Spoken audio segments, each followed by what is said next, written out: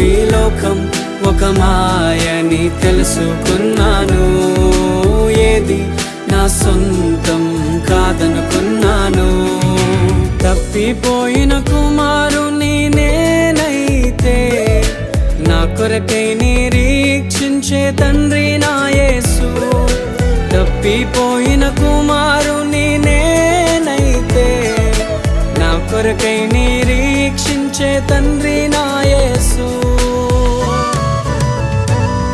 ఈ లోకమంతా నేను వెతకినా నాకు లేదయ్యా ఎక్కడా ఆనందం.